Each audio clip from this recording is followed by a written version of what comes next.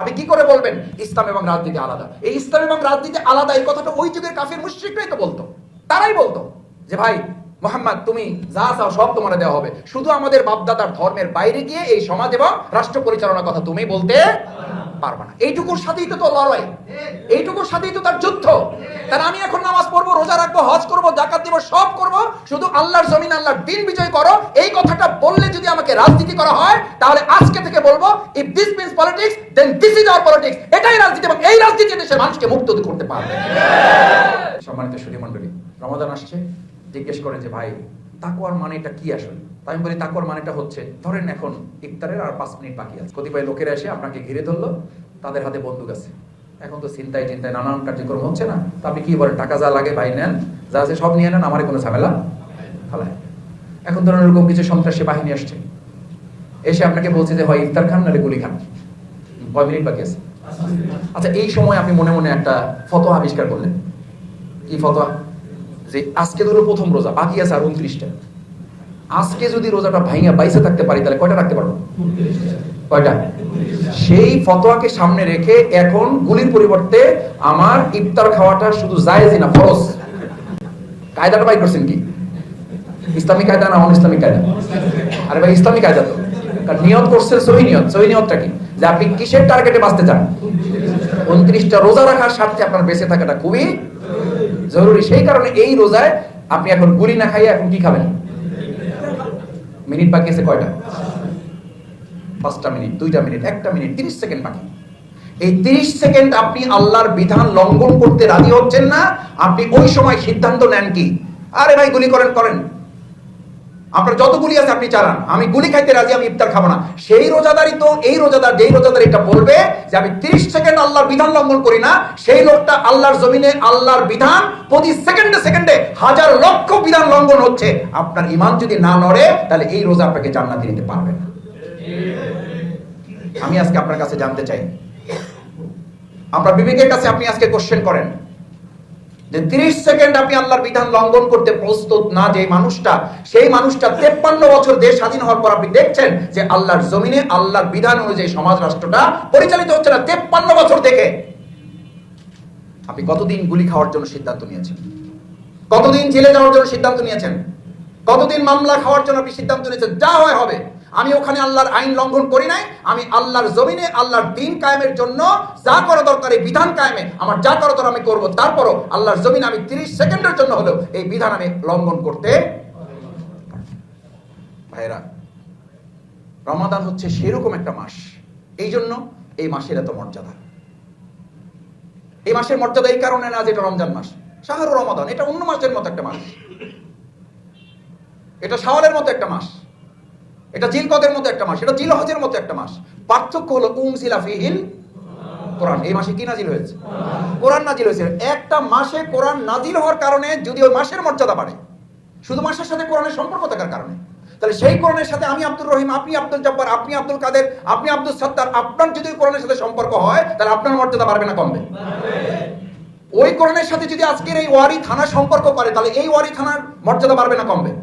সেই কোরআনের সাথে যদি আমাদের প্রিয় মাতৃভূমি বাংলাদেশ সম্পর্ক করে তাহলে বাংলাদেশের মর্যাদা বাড়বে না কমবে? আমাদের বাংলাদেশের মর্যাদা বাড়তেছে না কমতেছে? মাশাআল্লাহ, যদি বাড়ে তাহলে তো কোনো অসুবিধা নেই, কোনো অসুবিধা নেই। কিন্তু 53 বছরে তো আমরা যেই বাড়ার জায়গায় যাওয়ার কথা সেই জায়গায় আমরা যাইতে পারি নাই। কেন পারি নাই? আমরা আমাদের প্রিয় মাতৃভূমি বাংলাদেশের সাথে কোরআনের সম্পর্ক করতে পারি নাই। বরং কোনো কোনো ক্ষেত্রে এই কোরআনের সাথে যারা সম্পর্ক করতে চেয়েছে তাদেরকে অপমানিত, লাঞ্ছিত হওয়ার কারণে আমাদের এই মাতৃভূমি বাংলাদেশটা বিভিন্ন সময় দুর্নীতিতে আমরা নাম্বার 1 হওয়ার যোগ্যতা অর্জন করেছি। আজও 2024 সালের জুলাই আগস্টের গণ অভ্যুত্থানের পর আপনি যে ধারণা করেছিলেন সেই ধারণা আস্তে আস্তে উন্নতি হচ্ছে না ঘাটতি হচ্ছে? ঘাটতি হচ্ছে। এটা হবে।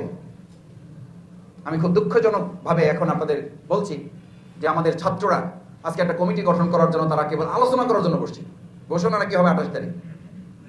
আজকে শুধু আলোচনা করার প্রথম কমিটি তারা ঘোষণা করার জন্য তারা বসছিল, সেখানেই মারামারি, আহত।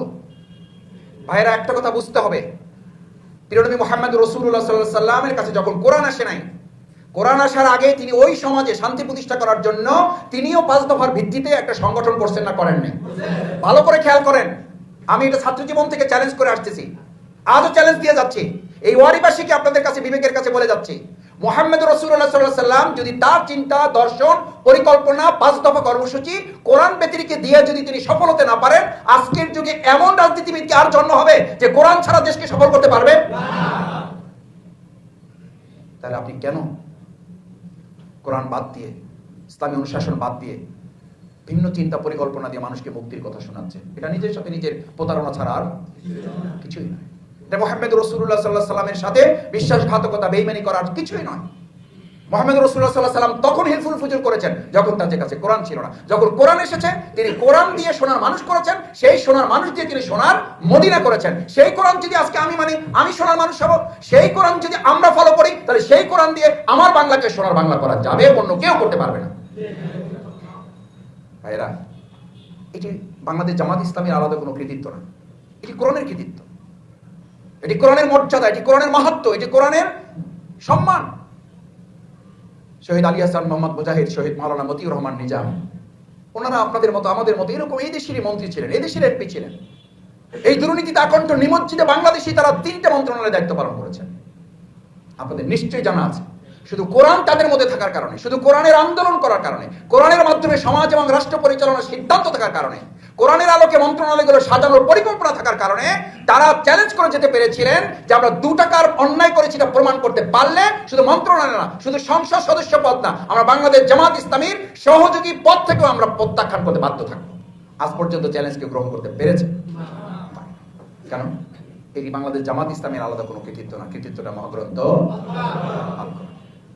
আজকে আমরা এখানে একটা চ্যালেঞ্জ এই যারা আছিস করে যাই, আমি একা না, আমরা সবাই করে যাই, যে যারা আজকে অন্য দল করেন, যারা আগামী দিনে দল করবেন, আমরা এখানে যারা আছি সবাই মিলে আপনাদের কাছে অঙ্গীকার করি, আপনারা যারা যে দল করেন সেই দলে থেকে আপনারা বলেন যে আমরা কোরআনের আলোকে যে যে দল করি না কেন, আমরা কোরআনের আলোকে, ইসলামের আলোকে, আমরা সব তো দেখেছি, মানুষের সব মত তো আমরা দেখলাম, সব দল তো ক্ষমতায় বাংলাদেশ এখন পর্যন্ত যা আছে সবাই দেশ চালাইছে না চালায় না? চালাইছে। কিন্তু আমাদের দেখার তো সুযোগ হয়েছে যে আমাদের ভাগ্য এবং উন্নতির কোনো পরিবর্তন হয় নাই সামগ্রিকভাবে। সুতরাং আজকে এসে তো আমরা এই কনক্লুশন টানতেই পারি, আমরা তো এই ফুল স্টপ বসাতেই পারি, সব দল দেখা শেষ, আল কোরআন ইসলামের বলা যায় না, যায় না? এটা বলতে হবে না, হবে না? এটা বলার দায়িত্ব আমাদের আছে না নাই? এই কথাই জামাত ইসলামী বলে। জামাত ইসলামী তো আলাদা তার মাহফুজ ভাইয়ের কথা বলে না, জামাত ইসলামী তো মুতাসিম ভাইয়ের কথা বলে না, জামাত ইসলামী তো শফিকুল ইসলাম মাসুদ তার নিজের বাপের কথা বলে না। আমরা তো বলি না আসেন আমাদের দল করেন, আমরা বলি আপনি নিজে কোরআনের কথা বলেন, আমি আপনার দল করব। আজকে যত দল বাংলাদেশে আছেন সবাই মিলে আপনার দলে কোরআনের কথা কালকে থেকে বলেন, বাংলাদেশ জামাত ইসলামের কেউ না গেলে আমি শফিকুল ইসলাম মাসুদ প্রথম আপনার দলে কর্মী হব। কিন্তু কোরআনের কথা আপনাকে বলতে হবে। কেন বলতে হবে? এটা আমাদের শখের ব্যাপার, এটা আমাদের ইচ্ছার ব্যাপার। আকিমুস সালাত, সালাতুল ইশা আমরা করছি না করিনি? করছি। কার নির্দেশ? ওই আল্লাহরই তো নির্দেশ হচ্ছেন আকিমুদ দ্বীন, তোমরা আমার সালাত আদায় যেমন করো তোমরা ঠিক একইভাবে আমার জমিনে আমার দ্বীনকেও বিজয়ী। ভাইয়েরা, ভাইয়েরা, আপনি যে কালিমা পড়ে মুসলিম হয়েছেন সেই কালিমার তাৎপর্যটা কি? লা ইলাহা ইল্লাল্লাহ। আল্লাহ ছাড়া কোনো আইনদাতা নেই, আল্লাহ ছাড়া কোনো হুকুমদাতা নেই, আল্লাহ ছাড়া কোনো বিধানদাতা নেই, আল্লাহ ছাড়া কেউ আইন দিতে পারে না। আলা লাহুল খালকু ওয়াল আমর, স্লোগান তো আল্লাহ শিখিয়েছেন। এই স্লোগানের কথা আমি বললে বলা হয় যে এই জামাত ইসলামী এই ধর্মের নামে রাজনীতি করে, ধর্মের ব্যবসা করে। আর ভাই ধর্মের নামে রাজনীতি আমি করি না, ধর্মের নামে রাজনীতি, ধর্মের নামে ইসলাম, ধর্মের নামে রাষ্ট্র পরিচালনা আল্লাহ রাসূল সাল্লাল্লাহু আলাইহি ওয়াসাল্লাম করছেন না করেন? মুহাম্মদ রাসূলুল্লাহ সাল্লাল্লাহু আলাইহি ওয়াসাল্লাম শুধু কোরআন দিয়ে মসজিদে নববী চালাইছে না মদিনা রাষ্ট্র চালাইছে?